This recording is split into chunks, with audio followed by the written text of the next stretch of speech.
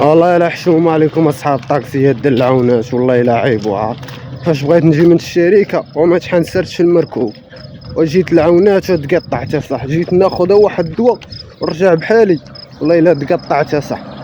حشومه صاحبي اللي قلتي لي يلا عاود دينا الشركه يقول لك ولا راه خاصني البلايص تندي كورس انايا للدار البيضاء، لا الشركه مالها ما ديش لا. هو الدري تا هو لقيته محنسر هنا في المركوب. احنا غاديين على رجلينا، واحنا شفنا تا عينا وشدينا رجل. نتوما صاحبي مابقيتوش باغي تخدموا على ولادكم، وليتو تفكروا تمشيو للدار البيضاء ما ديو لهاد المناطق. والله الا المناطق اللي باقي كنتحنسروا فيهم في المركوب هي العونات وبو العوان. والله الا هادشي عايب. قبل ما نتلاقى معك خالد شنو كنتي كتفكر دير؟ رجليا خويا وحنا نيت غاديين دابا على رجلينا صافي. هو جابرك تعيا بركنا تعينا كنشي طاكسي بغا نوقفو.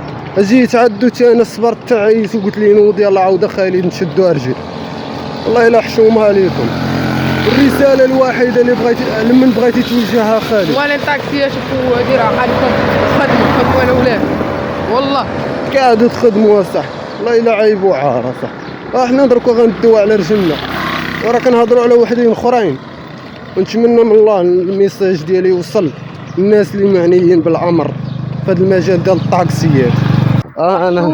احنا باقيين غاديين شادين الطريق انا وبا خالد، والله الا باقيين غاديين شادين الطريق. وما كاينه طحناه نتوما في القيشونه دابا احنا حدا القوس. خالد جيب المال من بعيد.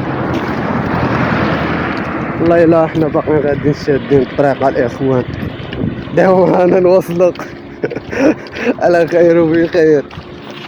تحياتي لكم.